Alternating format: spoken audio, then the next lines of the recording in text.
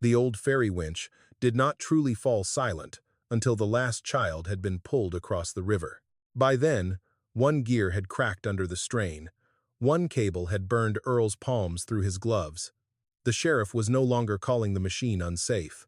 And the same people who had mocked the boathouse as a pile of scrap were standing ankle-deep in mud, watching deputies carry out a box of old drawings, wet journals, and records that should have shattered the county's story 30 years earlier. But none of that had happened yet when the laughing began. That came the afternoon before the storm, when the county inspector nailed a condemnation notice to Earl Maddox's boathouse, and a young engineer joked that no one in Missouri would ever need a hand-cranked ferry winch again. Earl, 81 and river-thin, looked at the paper, then looked at the bridge upstream. "You'd better pray that bridge holds," he said. They took it for bitterness, for grief, for old age talking to itself. It was not, because before dawn, the bridge would lose its middle span. And when it did, the whole county would have no choice but to trust the one thing they had spent years mocking, the broken iron winch of an old ferryman who had been keeping more than machinery alive in that boathouse by the river. If stories about forgotten people, old promises, and things the world was too quick to throw away mean something to you, consider subscribing. Because what happened beside that river was not just about an old ferryman or a broken machine. It was about the truth waiting for the water to rise. The notice went up at 3:17 on a Thursday afternoon, just as the sky over Maddox River turned the color of old pewter.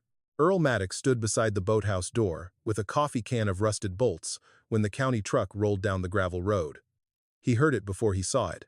Tires over wet stone, a clean engine, a young man laughing through an open window. Nathan Bell stepped out first in a new yellow rain jacket. Behind him came Marcy Dutton, the county safety inspector, carrying a clipboard sealed in plastic. Sheriff Wade Holloway pulled in last, looking like a man who already wished he had stayed at the office. A few locals had gathered near the road. Men from the bait shop, 2 teenagers with phones raised. Earl's granddaughter, Clara, stood beside the county truck with her arms folded. Nobody looked surprised. That hurt more than the notice.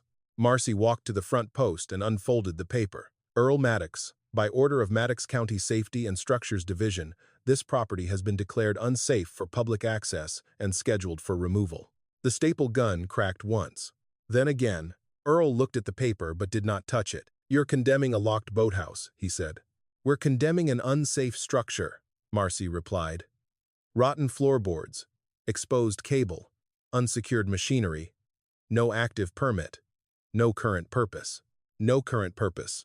The words landed carefully, like they had been chosen to make an old life sound useless. Nathan glanced into the dim interior. The ferry winch sat there in the shadows, thick with rust, its hand crank angled like a broken elbow. He smiled. "Honestly, Mr. Maddox, I'm amazed that thing hasn't killed somebody already." One of the teenagers laughed. Another voice called, "Maybe he's waiting for the ferry to come back." A few people chuckled. Someone else, quieter but not quiet enough, said, "Or his wife." The laughter thinned, but it did not disappear. Clara looked down. Earl heard the word wife land harder than the staple gun. Lila Maddox. The bridge accident. The woman the river supposedly took. The reason, people said, Earl never let go of the boathouse. He did not correct them. Some wounds were easier for a town to laugh at when the man carrying them stayed quiet. Marcy exhaled. "You have 48 hours to remove any personal belongings. After that, the county will secure and dismantle the structure." "And the winch?" Earl asked. Nathan answered too quickly. "The winch is scrap." Earl turned toward him. Nathan stepped closer, pleased to have something technical to hide behind. Hand-cranked ferry systems were abandoned for a reason. Cable fatigue, gear failure, no braking redundancy, and that's before flood conditions. "Flood conditions," Earl repeated. "Yes, sir." Earl looked past him toward the modern bridge upstream. 2 concrete piers stood in the brown current. From a distance, it looked clean and strong. But Earl had watched the river all morning. Foam gathered on the wrong side of the second pier. Driftwood turned sideways before it reached the main channel. When the wind shifted, there was a hollow slap beneath the deck. River water told the truth before men did. "You inspected that bridge this week?" Earl asked. Nathan's smile faded. "The bridge is not the subject of this notice." "That's not what I asked." Marcy cut in. "The bridge passed its last scheduled review. Scheduled, Earl said. Clara stepped toward him.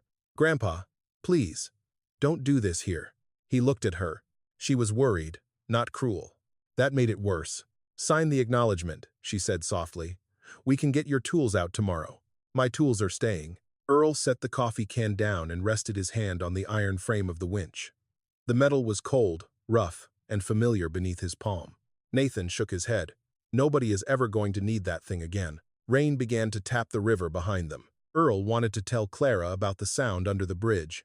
About the night Lila had stood in that doorway with rain in her hair and drawings under her coat. But not yet. Some truths could not be handed to people while they were laughing. So Earl lifted his eyes to the bridge. You'd better pray that bridge holds, he said. For 1 second, nobody answered. Then Nathan laughed.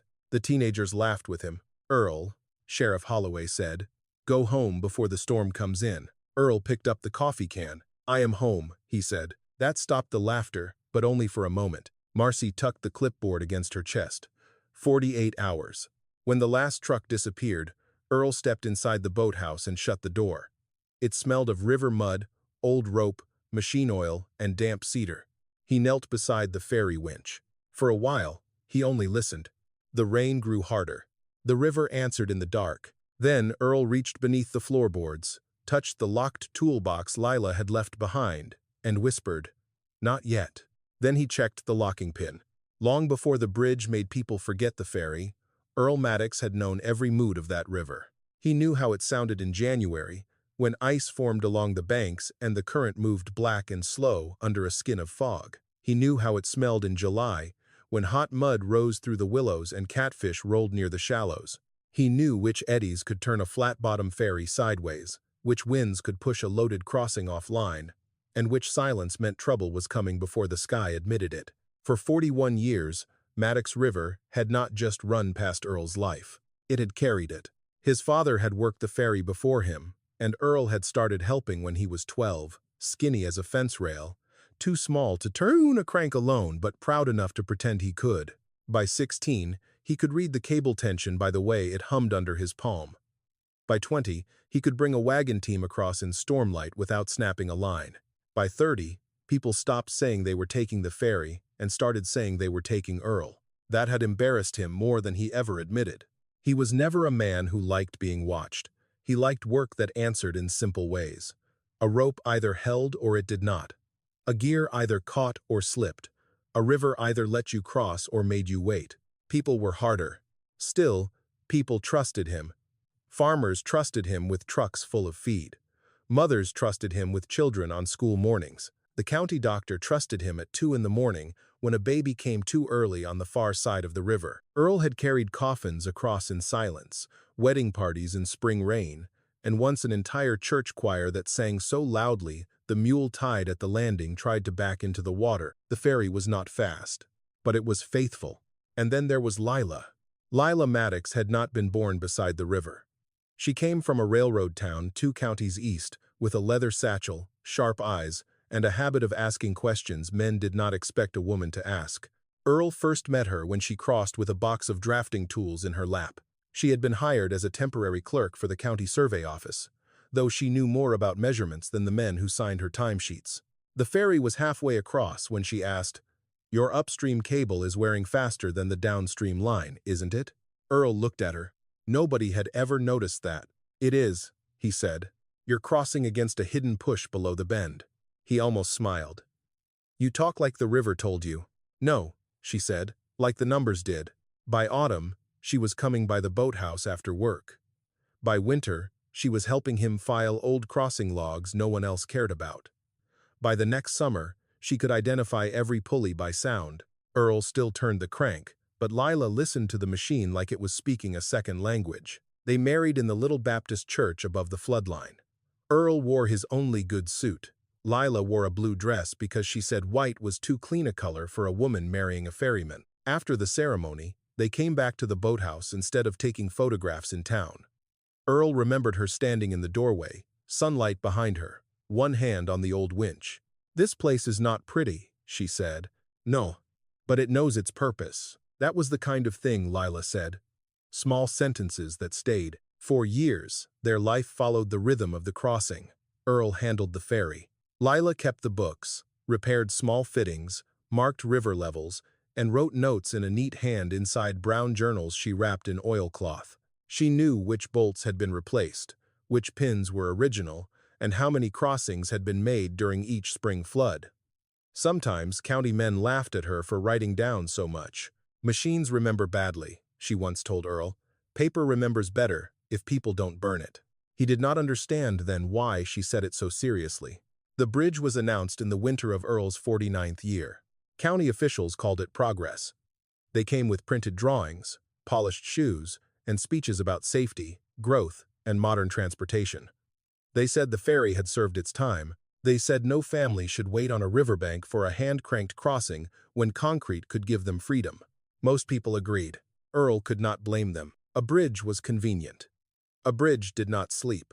A bridge did not need an old man to wake at midnight because a child had fever on the wrong side of the water. Even Lila did not oppose the bridge at first. She studied the drawings, asked questions, and marked places in the margins. Earl thought she was only curious. Then he noticed she stopped sleeping through rain. She would rise before dawn and stand by the window, looking toward the construction lights upstream. "What is it?" he asked once. She did not answer right away. Finally, she said, "They are trusting the straight line too much." He looked at the plans spread across the kitchen table. "It's a bridge, Lila. It is a bridge over a river that does not move in straight lines." That spring, she began visiting the site more often. She came home with mud on her shoes and anger tucked behind her teeth. She wrote letters to the county office.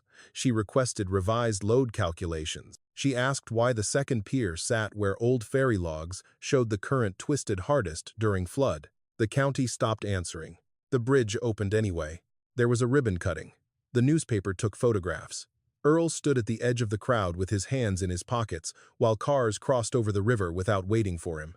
People clapped. Someone slapped his shoulder and said, "You're retired now, Earl. Enjoy it." He tried. For a while, he and Lila still kept the boathouse clean.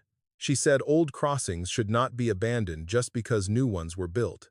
Earl oiled the winch every month. Lila sealed her journals in the toolbox beneath the floor. When he asked why she locked them away, she kissed the top of his hand. "One day," she said, "the river will ask for the old crossing back." 2 years later came the first accident. It happened during a hard night rain, not unlike the one now gathering over the county. A maintenance crew had reported vibration near the south approach. A truck stalled on the bridge. There were lights, shouting, and water high against the piers. Earl ran to the boathouse when he heard the sirens. Lila was already there. She had a roll of drawings under her coat and the toolbox key tied to a ribbon around her wrist. "I have to cross," she said. "The bridge is closed. I'm not taking the bridge." He stared at her. She looked toward the ferry cable, toward the old winch, toward the black water moving fast enough to tear limbs from trees. "Lila, no. There are papers on the far side. A lawyer. Someone who will listen if I can get these across." He remembered grabbing her arm. Not hard, never hard, but desperate. "Tell me what this is." Her face changed then. Not fear exactly. Grief before the loss had happened. "If I tell you everything now," she said, "you'll try to stand in front of men who have already decided what your life is worth." That was the last full sentence he ever heard her speak beside the river. By morning, the town had its story. A woman had tried to cross in the storm. The ferry line had failed. The river had taken her. Earl Maddox had lost his wife because he could not let go of an old way of crossing. Nobody asked why there was no body. Nobody asked why county men came for Lila's papers before sunrise. Nobody asked why Earl stopped talking whenever the accident was mentioned. He let them believe what they wanted. Maybe because he was broken. Maybe because part of him believed it too. Maybe because the only thing Lila had left him was a locked toolbox, an old winch, and a promise he did not fully understand. So he kept the boathouse. Year after year, he patched the roof. He oiled the gears. He replaced boards no one walked on anymore. He kept the ferry path clear, though no ferry crossed. People laughed first, then pitied him, then forgot him, except when they needed a story about grief making a man strange. Only Earl remembered Lila's words. One day, the river will ask for the old crossing back. And as the rain began to fall harder on the night after the notice went up, Earl sat inside the boathouse with the ferry key in his palm, listening to the bridge, upstream groaned like a lie growing tired of holding itself together. The ferry winch had been built in a time when machines were expected to outlive the men who turned them. It sat in the center of the boathouse on a frame of black iron, bolted deep into oak beams that Earl's father had helped set before the county road was paved. The hand crank was long enough for 2 men, though Earl had turned it alone for most of his adult life. The cable drum was as wide as a barrel. Its teeth were worn smooth in places, not from neglect, but from decades of doing the same difficult thing without complaint. To most people, it looked dead. To Earl, it looked tired. There was a difference. He knew where the rust mattered and where it did not. Surface rust on the outer frame meant little if the load pins still held. A stiff crank did not mean failure if the pawl seated clean. A cable that looked ugly could still carry if the inner strands had not opened. But nobody from the county asked questions like that anymore. They looked at age and called it danger. They looked at iron and saw liability. They looked at anything without a digital screen and assumed it had forgotten how to work. That Friday morning, before the worst of the storm arrived, Nathan Bell came back with Marcy Dutton to complete what he called a final assessment. Clara came too, not because she believed in the county's notice, but because she was afraid Earl would refuse help until refusing became a kind of self-destruction. Earl had the boathouse doors open when they arrived. Rain drifted in at an angle. The river was higher than the day before, licking at roots that had been dry all summer. The bridge upstream still carried traffic, but every passing truck made a low sound that did not belong to tires alone. Nathan stepped inside and stopped in front of the winch. He looked almost pleased to have proof of his own opinion. "Mr. Maddox," he said, "this is exactly what I was talking about." Earl wiped grease from his fingers with an old rag. "Then talk plain." Nathan crouched beside the gear housing and pointed. "Corrosion. No safety guard. No modern brake system. Cable drum exposed. Unknown load rating. No inspection plate. No maintenance record recognized by the county. I have maintenance records." Nathan glanced at the shelves along the wall. Old notebooks. Tin cans of bolts. Chalk marks on boards. Tags tied to spare pins with wire. "I mean recognized records." Earl looked at him. "Recognized by who?" Marcy shifted near the doorway. "Earl, this is not personal. That is what people say when they are about to take something personal." Clara sighed. "Grandpa." But Earl did not raise his voice. He only turned back to the winch and placed his palm against the gear housing. "This machine pulled loaded trucks before that bridge had concrete in its bones," he said. "It pulled schoolchildren, doctors, feed wagons, hearses. It pulled your own county trucks when the lower road washed out in '78. Nathan stood. "And I respect that history. But history doesn't make it safe." "No," Earl said. "Understanding makes it safe." Nathan gave him the patient look young experts saved for old men. "Understanding does not replace certification." Earl reached for the crank and moved it half an inch. The winch answered with a low iron click. Nathan flinched. Earl noticed, but did not smile. "That click," Earl said, "is the pawl seating. If it chatters, you stop. If it drops clean, you listen to the next tooth. If the crank jumps, your load is surging. If the handle leans heavy before the pull, the current is pushing sideways." Nathan folded his arms. "You cannot operate rescue equipment by sound. You can if sound is what it gives you." Marcy stepped closer to the locked toolbox set into the floorboards near the rear wall. It was nearly hidden beneath a folded tarp and a coil of old rope. The box was painted dark green once, though most of the paint had worn away. A brass lock held it shut. "What's in there?" she asked. Earl's eyes moved to the box before he could stop them. "Tools." "Open it." "No." The word came out quiet, but it changed the room. Clara looked from Earl to the box. "Grandpa, if it's just tools, it belongs to Lila." Nathan's expression softened for half a second, then returned to caution. "If there are parts in there related to this machine, they need to be inspected." "They have been." "By whom?" Earl did not answer. Marcy wrote something on her clipboard. Clara's face tightened with embarrassment and worry.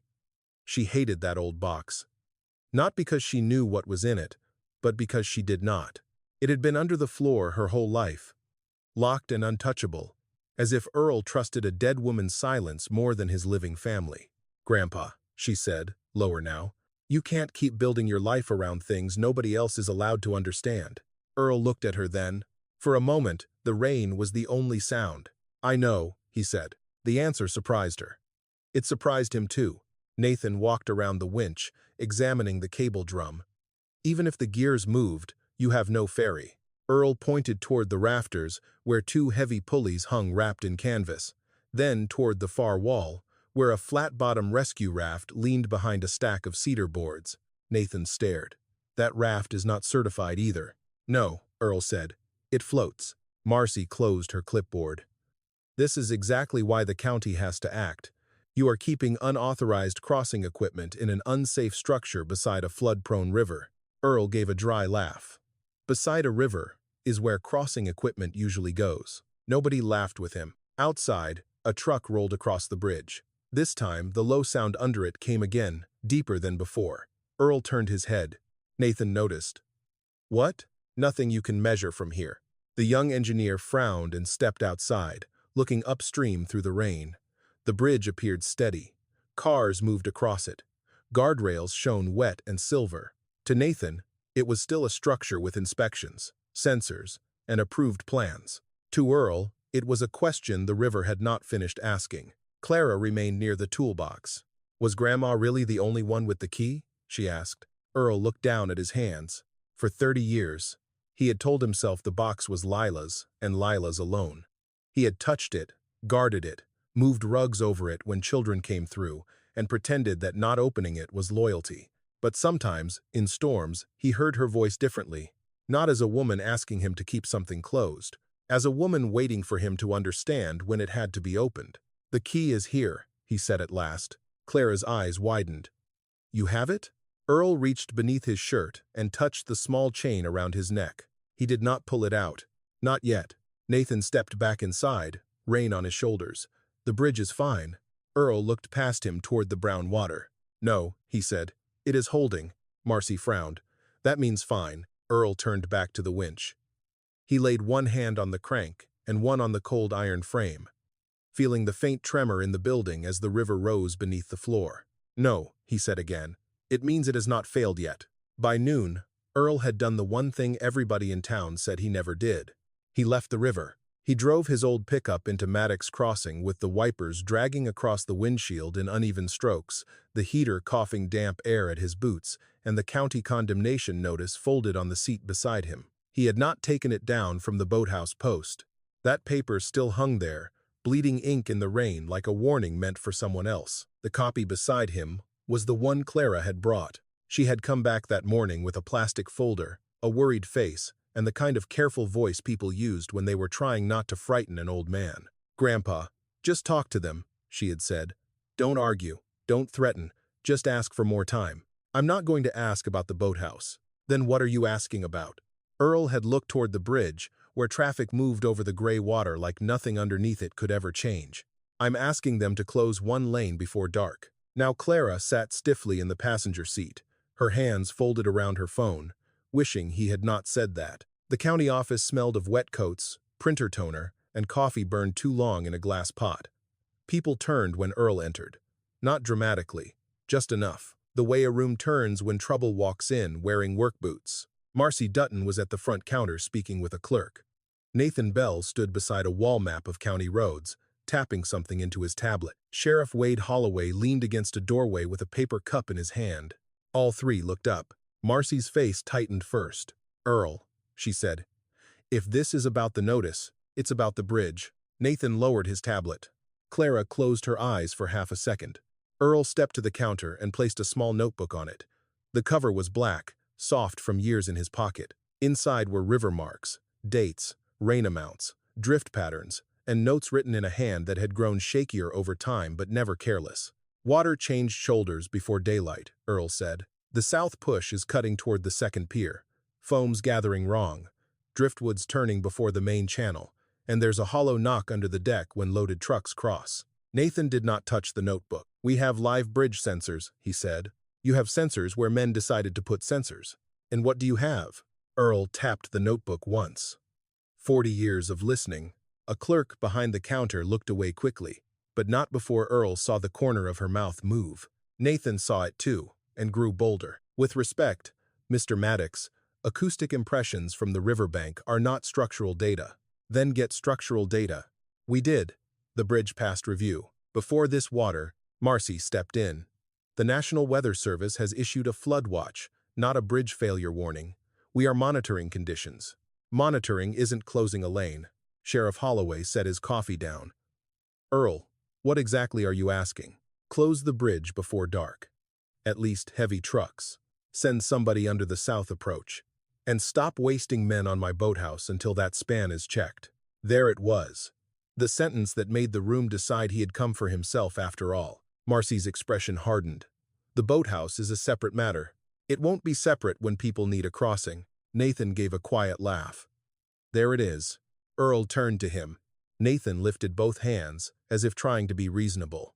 You want the county to shut down a functioning bridge based on your belief that your condemned ferry equipment might be needed. Clara spoke before Earl could. Grandpa, maybe we should go. He looked at her, and the shame in her voice cut deeper than Nathan's laugh. She was not mocking him. She was begging him not to give them more reasons. Sheriff Holloway moved closer. I'll send a deputy to check water levels near the approach. That isn't enough. It's what I can do right now. Nathan picked up his tablet again. And I'll note your concern in the file. In the file, Earl stared at him. 30 years ago, Lila's concerns had gone into files too. Folders, boxes, county shelves, places where truth went to sit quietly until everyone who remembered it grew old. He picked up his notebook. Paper doesn't keep people dry, he said. Nobody answered. Outside, the rain hit harder. By the time Earl and Clara returned to the river road, the lower ditch was already running full.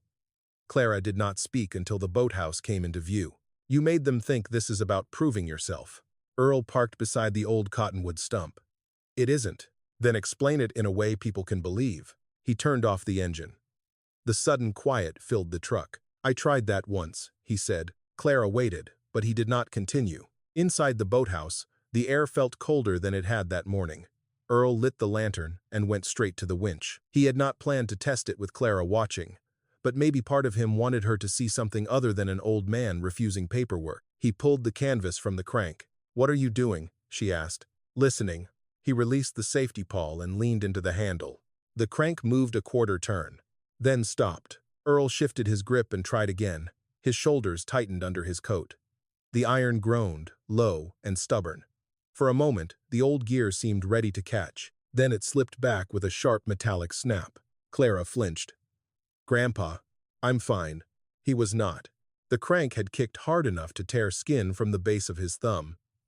Blood ran into the crease of his palm, bright against old grease. Clara grabbed his wrist. That's enough. Earl pulled free too quickly, not angry, but afraid of what her concern might become if he let it stay. It's the locking pin, he said. Not the gear. You're bleeding. It's the pin. Listen to yourself. A sound came from outside. Laughter. Two teenagers stood near the open door, half sheltered under hoodies, phones raised toward the winch. Do it again, Earl, one called. Maybe the ferry'll fly this time. The other laughed. Old Ferry's dead, man. Clara turned on them. Get out of here. They backed away, still recording, still laughing, their shoes splashing through mud as they ran toward the road. Earl stood very still. He had been laughed at before. By county men. By neighbors. By people too young to know the river had ever required permission. But this was different. The winch had failed in front of Clara. Not completely. Not finally. But enough. Enough for doubt to enter the room. Clara found a clean rag and pressed it into his hand. Her anger was gone now. That was worse. Only fear remained. Grandpa, she said softly. What if they're right? Earl looked at the winch. The old machine sat in the lantern light, rusted and silent, with one bad pin holding its mouth shut. Then a heavy truck crossed the bridge upstream. This time, the sound came through the storm like a deep wooden knock from inside the earth. Clara heard it. Her eyes lifted toward the door. Earl did not say I told you. He only wrapped the rag around his bleeding hand, reached for the shelf above the workbench, and took down a narrow steel punch. The pin first, he said. Outside, the river kept rising. The first real warning did not come from an alarm. It came from the riverbank. Just after 9 that night, a strip of guardrail near the south approach bent outward with a sound like a rifle shot underwater. Nobody saw it happen except a road worker named Pete Harlan. who had been sent by Sheriff Holloway to check the flood markers and take photographs for the county file. Pete had parked with his hazard lights flashing, one boot sunk halfway into mud, his raincoat snapping around his knees. He was supposed to take 3 pictures, radio in the water level, and go home. Instead, he stood in the rain staring at the bridge. The guardrail had not broken loose. Not yet. But it leaned wrong, bowed toward the river, as if something beneath the approach had shifted and taken a breath. Pete lifted his radio. "Sheriff," he said, his voice thin under the static, "you might want to send somebody out here." Back at the county office, the emergency room had begun to fill with the smell of wet clothes and nervous coffee. A storm map glowed on the wall screen. Red and orange bands moved over Maddox County, slow and ugly. Phones rang. Dispatchers spoke in clipped voices. A tree was down on Route 16. A culvert had backed up near Miller Hollow. The lower road by the soybean fields was already closed, but the bridge sensors still showed green. Nathan Bell stood under the fluorescent lights with his tablet in both hands, refreshing the feed every few minutes. Strain within expected range. Pier vibration within expected range. Deck movement acceptable. No closure recommended. Green boxes. Clean numbers. The kind of answer men trusted, because it did not tremble. Sheriff Holloway listened to Pete's report, then looked at Nathan. "He says the south guardrail moved." Nathan frowned. "Guardrail deformation doesn't mean structural failure. Does it mean nothing? It means we need visual confirmation. We have visual confirmation. Pete is looking at it." Nathan rubbed one hand over his mouth. For the first time all day, certainty did not sit easily on him. Marcy Dutton stood near the printer, arms crossed tight. "If we close the bridge unnecessarily during a storm, we cut off the east side for no reason." Sheriff Holloway looked toward the window, where rain blew sideways against the glass. "And if we don't?" Nobody answered. At the boathouse, Earl had heard the crack before the radio carried it, not the guardrail itself. He was too far downstream for that.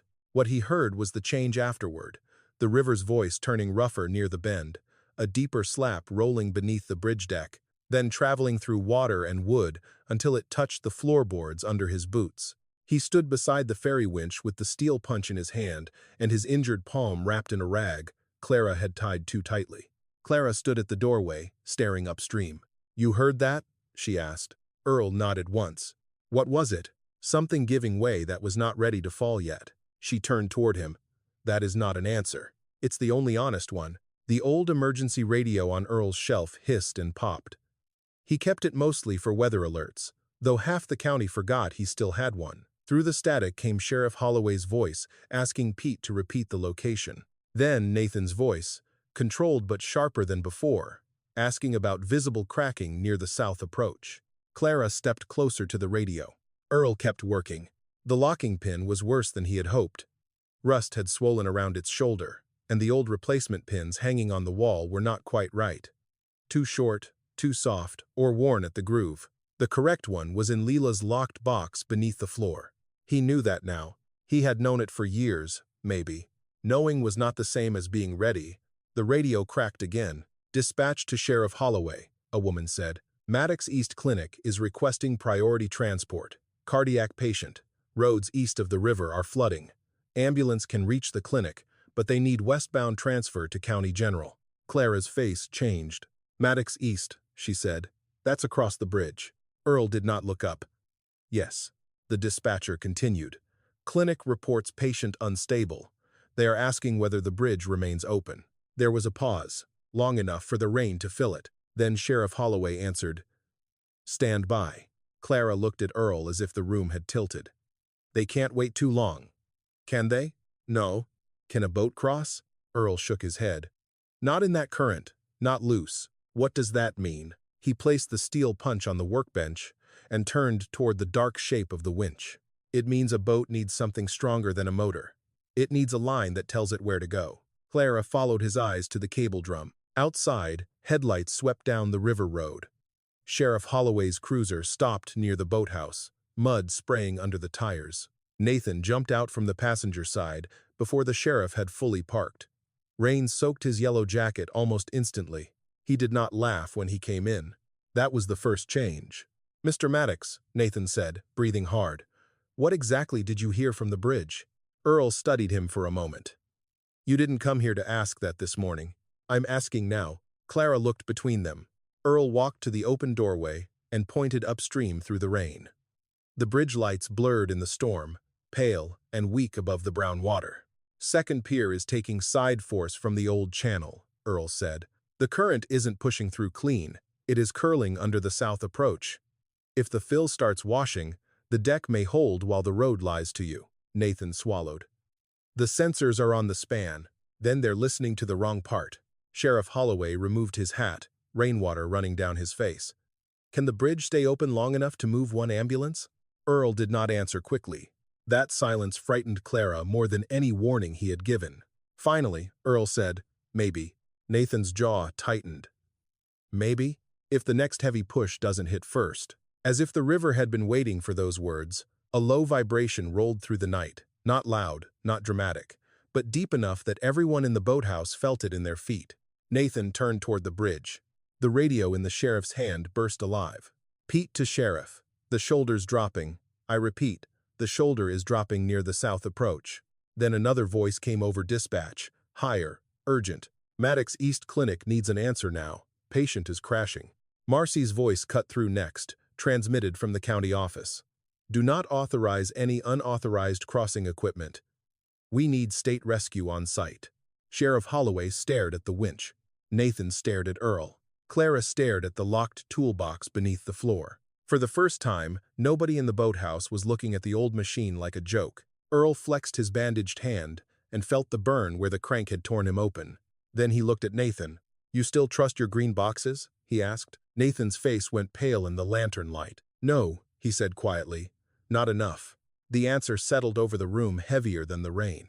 Earl nodded once, not in victory, not in pride, but in grief for the time already lost. Then we start with the pin, he said. And beneath them, the river rose another inch. At 4:17 in the morning, Maddox River took the bridge. It did not happen the way people imagined a bridge failure would happen. There was no single thunderous collapse at first. No clean break. No dramatic plunge under lightning. The south approach simply dropped. One moment, the road still met the bridge deck. The next, the pavement sagged, cracked, and folded downward as the soaked earth beneath it gave way.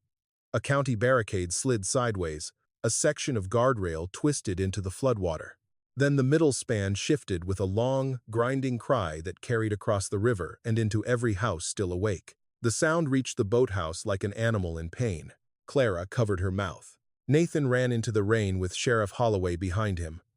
Earl stayed where he was for one heartbeat longer, his hand resting on the ferry winch. He had known the river was asking. Still, knowing did not make the answer easier. The sheriff's radio exploded with voices. Bridge is compromised. East side access is gone. Repeat, do not send vehicles westbound. Maddox East Clinic reports patient unstable. Then a child's voice came through the background of one transmission, crying hard enough that no one could pretend this was only about roads anymore. Sheriff Holloway returned to the boathouse with rain streaming from the brim of his hat. State rescue is at least 90 minutes out, he said. Nathan's face was gray. A boat can't hold that current. Not free. No, Earl said. Everyone turned to him. He looked toward the rafters, where the wrapped pulleys hung, then toward the flat-bottom rescue raft leaning against the back wall. But a raft on a guided cable might. Marcy Dutton's voice came through the sheriff's radio from the county office, sharp with panic. Do not authorize that. I repeat, do not authorize use of condemned equipment.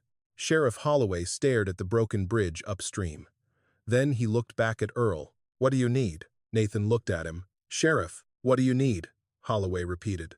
Earl pointed to the winch. Correct locking pin. Fresh grease. The small bronze guide block. 2 men on the crank. 1 man watching the cable angle. And nobody shouting unless something breaks. Nathan swallowed. Where's the locking pin? Earl did not answer. His eyes went to the floor. Clara followed them. The locked toolbox sat beneath the lifted edge of the old tarp, dark green, scarred, and sealed with Lila's brass lock. For 30 years, it had been the one thing Earl would not explain. Clara knelt beside it before he could stop her. Grandpa. Earl's hand moved to the chain beneath his shirt. The key felt small against his skin, too small for all the years he had hung from it. Marcy's voice snapped again over the radio. Sheriff, I need confirmation. Do not let Maddox open that equipment." Holloway turned the volume down. For once, the boathouse was quiet except for rain and river. Earl pulled the key from under his collar. His fingers trembled as he handed it to Clara. "Your grandmother said it was for the crossing," he whispered. "I thought she meant the machine." Clara looked up at him. What else would she mean? Earl could not answer. The lock opened with a stiff click. Inside the box lay no money, no jewelry, no bundle of love letters tied with ribbon. On top sat a row of wrapped metal parts, each tagged in Lila's careful handwriting. Clara found the locking pin almost immediately, wrapped in waxed cloth and marked, "Flood pull use only if main line holds." Beneath it were drawings, not one or two, dozens, bridge sketches, water force notes, pier angles, soil warnings, old ferry logs copied into columns, red circles around numbers that matched the second pier, the south approach, and the bend where the current struck hardest during flood. Nathan reached for one drawing, then stopped, as if touching it without permission would make him part of something larger than engineering. Clara lifted a brown journal. The first page was dated 30 years earlier. In Lila's handwriting, one sentence stood alone. "They are building the bridge where the river has already said no." Nathan took the page then. His eyes moved fast at first, then slower. "These calculations," he said, "these are not guesses." Earl looked at him. "No." She modeled lateral scour before they poured the second pier. "I don't know those words." Nathan looked up. She knew the current would undercut the approach in a flood. Earl stared at the journal as if it had begun speaking in Lila's voice. Clara turned another page. There were names. County engineers. Contractors. Dates of meetings. A note beside one entry read, "They said delay would cost the funding." Sheriff Holloway's face hardened. Marcy's voice crackled again. "Sheriff, answer me." Nobody did. Then from across the river came another radio call. "Maddox East Clinic to County Dispatch. Patient losing pressure. We have 2 children and 3 elderly residents in the lower wing. Water is entering the back hall. We need evacuation now." The word now cut through the room. Earl took the locking pin from Clara's hand. For a moment, he looked at the journal. 30 years of waiting sat open at his feet. Lila's proof. Lila's warning. The thing that could finally tell people she had not been foolish, not reckless, not a ghost story attached to an old man's grief. Then the bridge groaned again. The raft had to move. Earl pushed the journal back toward Clara. "Wrap those papers," he said. "Keep them dry." Nathan stepped beside him. "Mr. Maddox, if we run this under load with that gear cracked, the vibration could damage the frame. If the frame is part of the evidence, it is. Then using it could destroy what proves she was right." Earl looked at the winch. Then toward the far bank, where faint emergency lights flashed through sheets of rain. His bandaged hand throbbed. For 30 years, he had guarded the machine, because it was the last place Lila had still felt near. He had told himself that keeping it whole was loyalty, that keeping the box closed was respect, that waiting was faithfulness. But Lila had not written "keep this safe" on the pin. She had written "use only if mainline holds." Earl slid the locking pin into place. It seated with a clean, heavy sound. "Truth that lets people die won't save anybody," he said. Nathan stared at him, then nodded. They moved fast after that.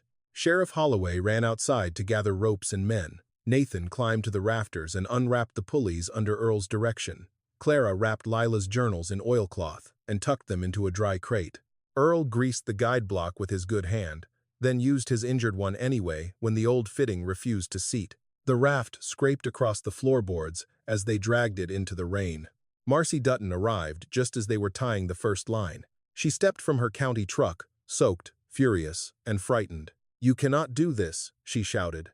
Earl did not look at her. Sheriff Holloway did. "People are trapped. That equipment is condemned. So is the bridge," he said.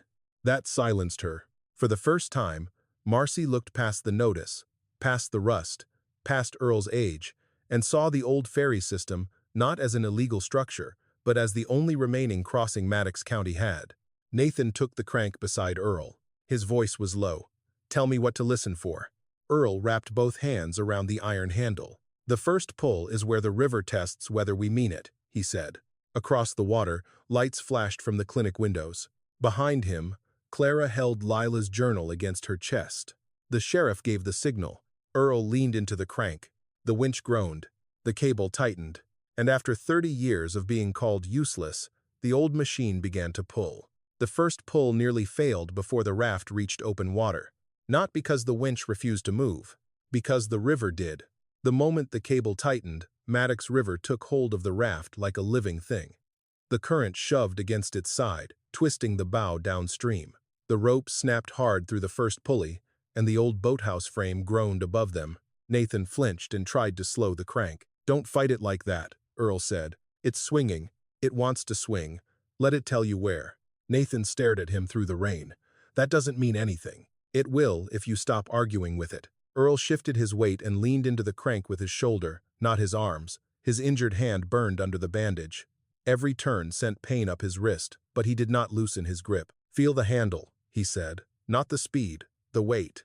Nathan swallowed and placed both hands on the iron beside Earl's. At first, he only pushed. Then the crank kicked back. Nathan almost lost his grip. Earl caught the handle with his hip before it could spin free. "That was the current catching the raft broadside," Earl said. "When it kicks, you don't panic. You wait for the line to straighten. Then pull." The sheriff stood outside in the rain with 3 deputies and 2 volunteers from the fire department, holding lanterns toward the black water. The rescue raft moved slowly along the old ferry line, dragging a sealed box of medicine, dry blankets, and a coil of lighter rope toward the east bank. Across the river, flashlight beams swung frantically from the clinic porch. Marcy Dutton stood near the boathouse door with Lila's oilcloth-wrapped journals in her arms, as if she did not know whether to protect them or confiscate them. Her hair had come loose from its clip. Rainwater ran down her face and into the collar of her county coat. "This has to be documented," she said, mostly to herself. "Every use of this equipment has to be documented." Sheriff Holloway did not turn around. "Document it after those people are out. The county attorney is already calling." "Let him call." The raft jerked violently. The cable screamed. Nathan froze. Earl did not. "Now," he said. They pulled together. One half turn, then another. Then another. The raft straightened, found the pull of the cable, and moved across the last dark strip of water toward the far landing. A cheer rose from the clinic side when the medicine box reached them. It was not loud enough to beat the storm, but it was enough. For the first time that night, hope crossed the river before any person did. Nathan breathed out hard, almost laughing from shock. It worked. Earl looked at him. "First pull is the easiest one to believe in." Nathan's face changed. "What does that mean?" "It means the river knows we're here now." The second pull was worse. This time, the raft carried a nurse and an elderly man wrapped in a plastic tarp, with a deputy on the far bank guiding them into position. The old man was not the cardiac patient. He was a retired school janitor named Amos Lee, 87 years old, who could no longer stand without help. His daughter shouted across the water from the west bank until Sheriff Holloway told someone to hold her back from the edge. Halfway across, the wind shifted. The raft dropped into a trough between 2 surges, then rose crooked. The cable angle dipped too low. A pulley on the boathouse beam began to chatter. Nathan heard it first. His eyes snapped upward. "That sound." "Say it," Earl ordered. "The pulley is bouncing." "Why?" "Load's uneven. Current pushing low." "What do we do?" Nathan hesitated only a second. "Slow the crank. Let the raft climb before we pull again." Earl nodded once. Nathan did it. The chatter eased. Earl did not praise him. Not yet. But Clara saw it happen from the workbench, and something in her face softened. She was kneeling over Lila's journal, keeping the pages dry beneath a lantern and an old piece of glass. She had promised herself she would only look for anything related to the winch, anything that might help them keep it running. But Lila's handwriting kept pulling her deeper. One line stopped her cold. "If Earl ever opens this, tell him I crossed because they would not let the truth stay here." Clara read it twice. Then a third time. Her hands went numb. "Grandpa," she said. Earl could not look away from the crank. "Not now." She wrote something. "Not now." But there was something in Clara's voice that made him turn. She held the journal open. Rain hammered the roof. The cable hummed. Nathan kept the crank steady, eyes fixed on Earl, waiting for instruction. Clara read the sentence aloud. "If Earl ever opens this, tell him I crossed because they would not let the truth stay here." The boathouse changed, not visibly, The lantern still shook, the winch still groaned, the river still pulled against the raft. But Earl's face went empty in a way Clara had never seen. She crossed. Clara whispered, "Grandpa, what does that mean?" Earl looked at the open journal. For 30 years, people had said Lila drowned trying to cross. Earl had let them. He had buried his questions beneath oil, rope, and routine. He had made grief out of what he did not understand.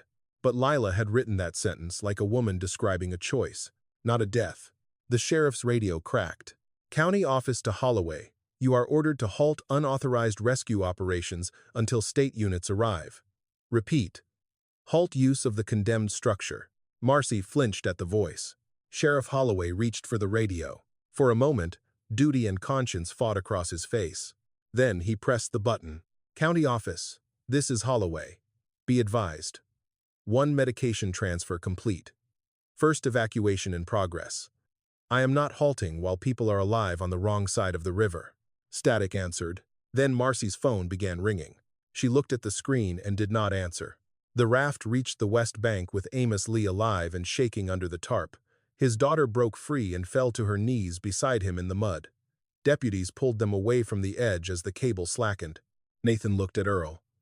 "We have to inspect the gear before another pull." Earl nodded. Fast. They leaned over the winch with lanterns. The old machine steamed in the rain, heat rising from the cable drum. Grease had turned black along the guide block. One tooth on the secondary gear showed a bright new scar. Nathan touched it, then pulled his hand back. "It's heating too fast. It will hold if we don't rush." "How many crossings?" Earl looked toward the clinic lights. "Enough. That isn't a number." "No," Earl said. "It's a promise." Marcy finally moved toward the workbench. Her eyes were on the journal. "I need to see those pages." Clara pulled the book closer. "Why?" "Because those are county-related records. They're my grandmother's records. They may be evidence." "Then stop trying to take them." Marcy's face tightened. "You don't understand what this could do." Earl looked up from the gear. "To who?" Marcy did not answer, but her silence was answer enough. Another call came from the clinic. The cardiac patient had been stabilized for transport, but water had entered the lower hallway. There were still children inside. The storm was not easing. The state rescue team was delayed by a washed-out road. Nathan wiped rain from his face and stood beside Earl again. This time, he did not ask whether they should continue. He only put his hands on the crank and said, "Tell me when to pull." Earl looked at the young engineer, then at Clara holding Lila's journal, then at Marcy standing between fear and duty, and finally toward the broken bridge upstream. For the first time in 30 years, the old crossing was no longer waiting. It was choosing. "On the next rise," Earl said, the cable tightened again, and the river pulled back harder. The truth did not arrive all at once. It came between crossings. A page read under lantern light. A name spoken over rain. A line of numbers that made Nathan Bell stop breathing for a moment. Clara had spread Lila's journal across the workbench, holding the corners down with a wrench, a tin cup, and the bronze guide block wrapper. The pages smelled faintly of oilcloth and old damp paper. Some were written in steady ink. Others were marked in pencil, hurried, as if Lila had written them while listening for footsteps. Outside, the third rescue pull was being prepared. 2 children and a clinic nurse waited on the far bank. The water had entered the clinic's lower hallway.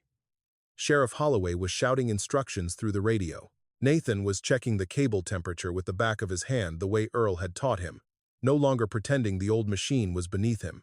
But Clara could not stop reading. "Grandpa," she said, her voice thin, "there's a meeting note here. July 18th. She wrote that the county knew about the scour risk before the bridge opened. Earl kept one hand on the crank. "Read it." Clara swallowed. "Pier 2 placed too close to Old Ferry Channel. Flood rotation will strike south approach under load.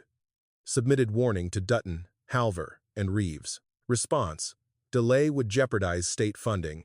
Marcy Dutton, who had been standing near the door, went still. Sheriff Holloway looked at her. "Dutton?" Marcy's face had lost its color. "My father was county structures director then." Nobody spoke for a second. The river filled the silence. Nathan stepped closer to the workbench, rain dripping from his sleeves.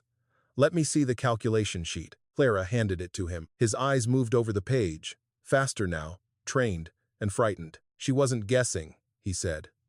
She estimated lateral scour at the bend. She mapped the old channel. She compared it to ferry logs. Earl stared at the cable drum. Lila had always trusted numbers, but she had never trusted numbers without memory. That was what made her different. She listened to the old river and the new math at the same time. Nathan turned another sheet. "This is the same failure path," he said quietly. Marcy looked up. "What?" The new bridge reinforcement plan reused the same assumption. Updated materials, better sensors, but the model still treats the flood push as if the main channel stays centered. He looked toward the broken span upstream. "But the river doesn't." Earl's voice was low.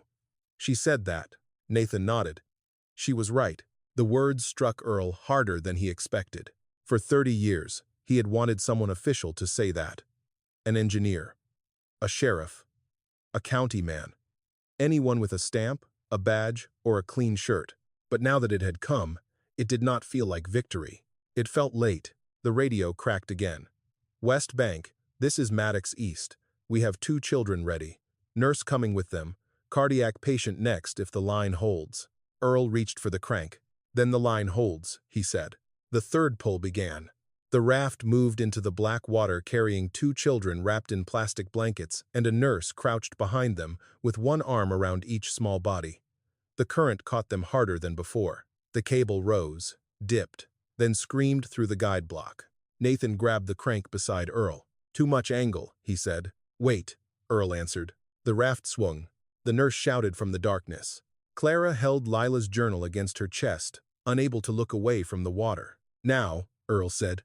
They pulled. The winch groaned deep in its frame. A crack opened wider across the secondary gear. Something hot and metallic filled the boathouse air.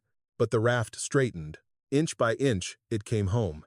When the children reached the west bank, one of them, a little boy in a soaked red sweater, clung to Sheriff Holloway so tightly the sheriff had to kneel in the mud to hold him. That was the first consequence of the hidden truth standing in front of them.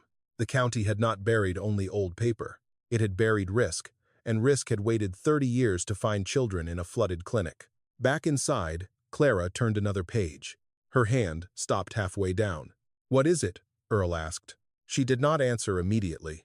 Then she read, "If they blame Earl, I will sign nothing. If they threaten him, I will cross tonight." Earl's hand slipped from the crank. The room tilted around him. Clara looked at him with tears in her eyes. "They were going to blame you?" Marcy whispered, "No," but it was not a denial. It was horror. Nathan took the journal gently and read the next lines. "Reeves says the ferry logs make Earl look responsible for encouraging river crossing after closure. Dutton says if I stop pressing, the county will call the accident weather-related. If I do not, they will open a negligence inquiry against Earl and seize the boathouse." Earl felt something old and buried break open inside him. He had believed Lila crossed because she could not wait, because she was braver than he was, because she had chosen the truth over caution and the river had punished her. But the journal said something worse. She had crossed to protect him, not from the river, from men. Marcy covered her mouth. Her father's name sat there in Lila's handwriting, not as family history, but as evidence. Sheriff Holloway's jaw hardened. They used him as leverage. Nathan looked at Earl. "Mr. Maddox." Earl lifted one hand. "Not now. If he let grief have him, people would die on the wrong side of the water." Clara kept reading, voice shaking.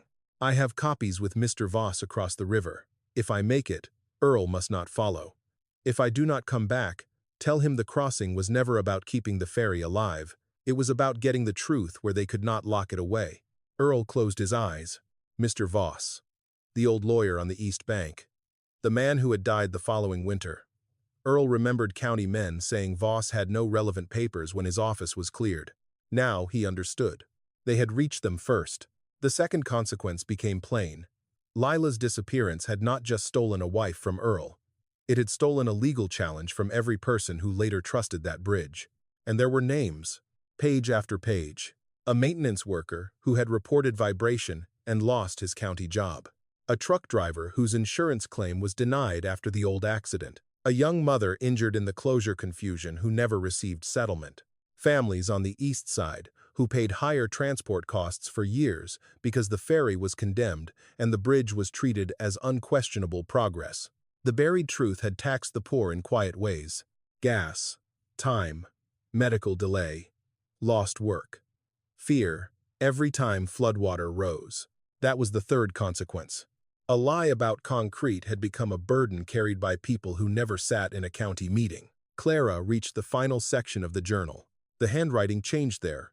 Less technical, more like Lila speaking across the years. Earl will think I am asking him to keep the boathouse. I know him. He will turn grief into maintenance. He will oil every gear and call it faith. But if this book ever opens, then the river has asked again. Tell him I did not want the old crossing preserved. I wanted it used. Clara could barely finish. Earl stood motionless. For 3 decades, he had believed loyalty meant keeping everything as Lila left it. The winch, the box, the locked floor, the silence. He had mistaken waiting for devotion. He had mistaken preservation for courage. And Lila, knowing him better than anyone, had left behind the one sentence he had not been ready to hear. She had not asked him to guard the past. She had asked him to move it. The sheriff's radio burst alive again. Cardiac patient ready for transfer. We have one chance before water reaches the electrical panel. Nathan turned toward Earl. The gear may not survive another heavy load. How many people with him? 1 patient. 2 medics. Maybe 1 deputy if they can fit. Marcy stepped forward, pale and trembling. If that gear breaks, the winch frame may be ruined. The original stress marks, the old cable alignment, the physical proof. Earl looked at her. For the first time all night, she could not hold his gaze. My father signed those responses, she said, voice breaking. I saw his initials. I think he helped bury this. Earl said nothing. I'm sorry, she whispered. He wanted to hate her. Maybe part of him did. But the river was still rising, and hatred could not pull a raft. Then help keep the papers dry, he said. Marcy nodded once, almost like a child, and took the oilcloth from Clara. Earl turned back to the winch. The machine was wounded now. The old frame shuddered with every movement. One more pull might break the gear. It might ruin the cleanest mechanical evidence that Lila had been right about load, angle, and force. It might leave Earl with only paper where iron proof had once stood. But across the river, a man's heart was failing. Lila's journal lay open on the workbench. I wanted it used. Earl wrapped both hands around the crank. Nathan took the other side without being asked. Sheriff Holloway stood at the door and raised his lantern toward the far bank. Clara held the journal shut against her chest, crying silently now. Earl looked once at the broken bridge, once at the river, and then at the old winch that had carried his misunderstanding for 30 years. I hear you now, he whispered. Then he pulled. The final rescue pull began with no one speaking, not because there was nothing left to say, because every person in the boathouse understood that words were lighter than the cable now. The cardiac patient came across wrapped in 2 layers of tarp, strapped to a narrow rescue board, with one medic kneeling at his side and another holding an oxygen bag beneath his coat to keep the rain off it. The raft rode low, too low. The current struck it broadside almost as soon as it left the east bank. The winch frame shuddered. Nathan felt it through the crank before Earl said a word. Cable angle dropping, Nathan said. Earl's eyes stayed on the line. Then don't pull yet. The medic on the raft shouted something no one could hear. Sheriff Holloway raised the lantern higher, his boots sinking into the mud near the landing. Behind him, the daughter of Amos Lee held the 2 rescued children under a blanket. Other townspeople stood in the rain now, silent, no phones raised, no jokes left in them. They were watching the old machine work. They were watching Earl. But Earl was not looking for their belief anymore. He was listening for the gear. The raft dropped into a surge. The cable snapped tight. A sharp crack rang out from the winch, and Nathan's face went white. That was the secondary tooth, he said. I know. If we pull wrong, it'll shear. Then don't pull wrong. Nathan stared at the handle, then at the river, then at Earl's injured hand wrapped around the iron. Something in him settled, not confidence. Something humbler and more useful than confidence. Attention. He waded through the next surge. The cable trembled. The raft rose. Now, Nathan said, before Earl could. Earl nodded. Together, they pulled. The winch groaned so deep the floorboards seemed to answer. The old cable drum turned half a measure. Then another. The raft moved out of the worst current, inch by inch, not fast, not clean, but enough. On the far bank, the clinic nurse was crying. On the west bank, Sheriff Holloway began walking backward through the mud, guiding the raft in with a rope around his waist. A deputy grabbed him by the belt when the water surged against his knees. "Hold me," the sheriff shouted. "Not the line, hold me." 3 men grabbed him. The raft struck the landing sideways. For one terrible second, it looked like it would flip. Nathan threw his weight against the crank to keep tension on the cable. Earl caught the brake lever with his bleeding hand and drove it down. Pain flashed white up his arm. The gear screamed. Then the raft steadied. Deputies rushed in. The medic passed the oxygen bag first, then the rescue board. The cardiac patient's face was gray, his eyes closed, rain running off his cheeks like he was already part of the river. "Move," the medic shouted. "Move now." They carried him toward the waiting ambulance. Nobody cheered this time. They only watched until the ambulance doors closed. Then, from inside the boathouse, came the sound everyone had been fearing. A final metallic crack. The winch handle dropped 3 inches and stopped. The machine that had been called useless for 30 years had pulled its last load. Earl did not move. Nathan kept his hands on the crank, breathing hard, as if letting go too quickly would dishonor it. Sheriff Holloway walked back through the rain, mud to his knees. He stopped in front of Earl. For a long moment, the sheriff looked at the broken winch, then at the county notice still stapled to the post outside, half torn by rain. "I should have listened sooner," he said. Earl looked tired enough to fall. "So should I," he answered. Clara stepped toward him. "Grandpa," but he shook his head gently. "I knew the river," he said. "I knew the machine. But I didn't know what Lila was asking me to do. Not all of it." Clara's face crumpled. "I thought you were just holding on because you couldn't let her go," she whispered. "I was." The answer broke something in her. Earl looked at the toolbox, the journal, the wet drawings now wrapped in oilcloth on the workbench. "And I was holding on because I thought that was the promise. I was wrong about that part." Clara crossed the room and hugged him carefully, avoiding his injured hand. Earl stood stiff at first, then rested his chin against her hair the way he had when she was small. Outside, Marcy Dutton stood alone beside her county truck. She had not left. She had not joined the rescue either, not fully. She had spent the last pull, wrapping Lila's papers in dry canvas, sealing them in plastic evidence, sleeves from the sheriff's cruiser, and reading her father's initials again and again, until the letters seemed to have cut into her. Now she walked into the boathouse carrying the evidence box with both hands. Her voice was different when she spoke. Not official, not sharp. "Smeller, Sheriff Holloway," she said. "I am turning these records over to your custody." The sheriff looked at her. "County attorney told you to do that?" "No." "Your office?" "No." "Then why?" Marcy looked at Earl. "My father's name is in these pages," she said. "So is the name of the office I work for. If I take this box back to the county building tonight, I don't know what disappears before morning." Nobody softened toward her. Not completely. That mattered. Redemption came cheap when it cost nothing. This was going to cost her. Her job, maybe. Her family's name. The clean version of a father she had respected. She set the box on the workbench. "I helped put that notice on your door," she said to Earl. "I called this place unsafe because that was easier than asking why it was still standing." Earl did not answer at once. Rain drummed on the old roof. Finally, he said, "It was unsafe." Marcy blinked. He looked at the cracked gear, the burned cable, the blood on his bandage. "But not useless." Nathan lowered his head. "I called it junk," he said. Earl turned toward him.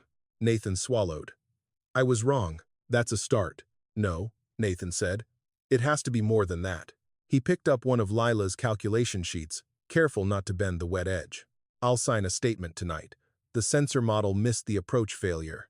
The old Ferry logs identified the risk better than our system did.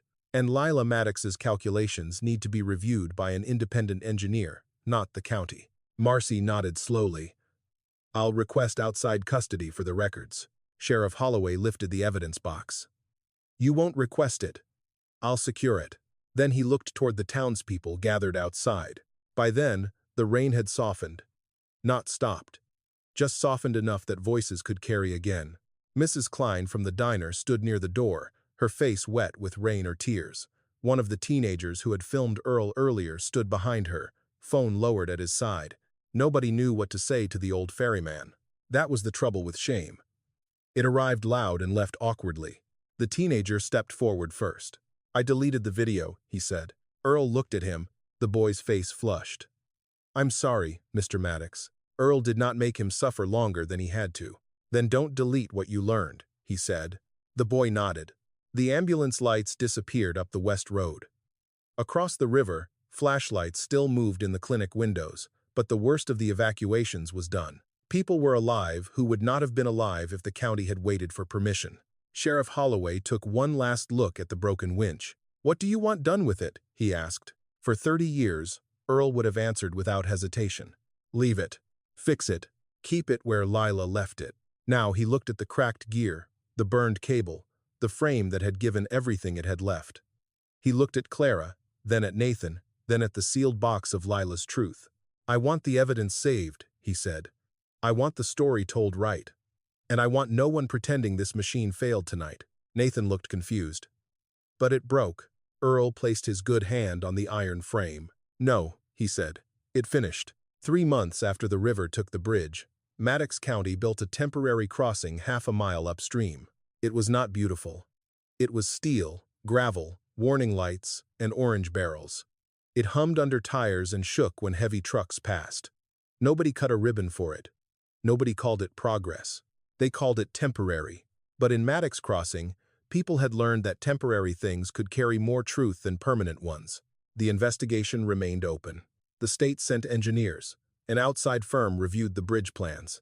The county attorney stopped giving interviews after Nathan Bell's written statement became part of the record.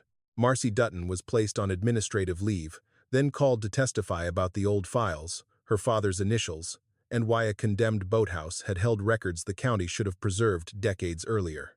Some people wanted a clean ending, a guilty name, a restored reputation, a plaque, a ceremony, a photograph of Earl Maddox standing beside the old winch while officials apologized into microphones. Earl wanted none of that.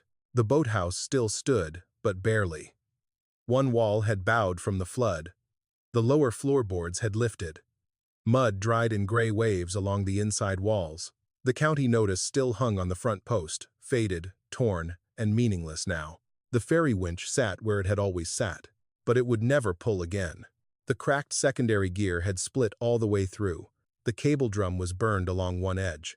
The brake lever had bent during the final pull. Nathan said the frame could be stabilized and displayed if Earl wanted. The historical committee offered to preserve the machine exactly where it stood. Earl listened politely. Then he said no. That surprised people. Clara most of all. "You fought for this place for 30 years, she said one morning, standing beside him in the boathouse while dust moved through a beam of pale sun. "Now they finally understand what it meant. And you want to take it apart?" Earl ran his fingers over the iron frame. "I fought for what I thought it meant." Clara said nothing. He looked toward the river. The water was low again, moving as if it had never risen in anger, as if it had not carried fear, rescue lights, and old secrets in the same night. "Your grandmother didn't ask me to build a shrine," he said. "Took me too long to learn that. So the winch came apart on a clear Saturday. No ceremony. Just work." Nathan came with 2 students from the community college's trade program. Sheriff Holloway came in plain clothes. Clara brought coffee in a dented thermos. Marcy Dutton came too, standing outside at first, unsure whether she had the right to enter. Earl saw her and nodded once. That was all.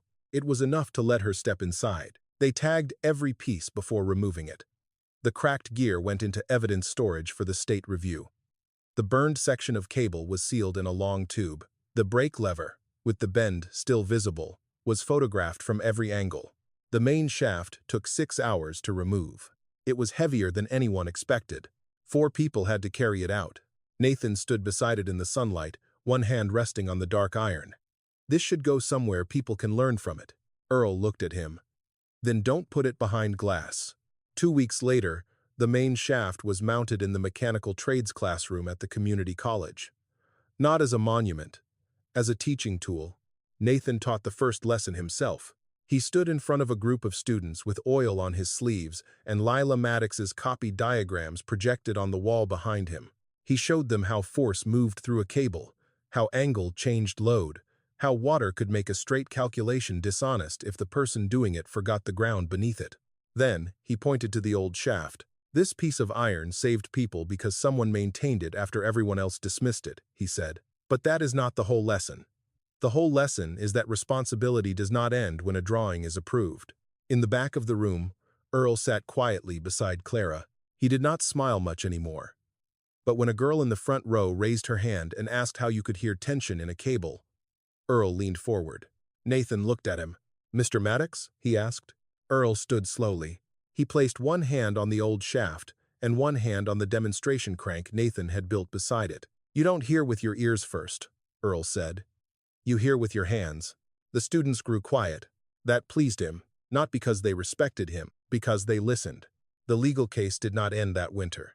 Cases like that did not move like river water.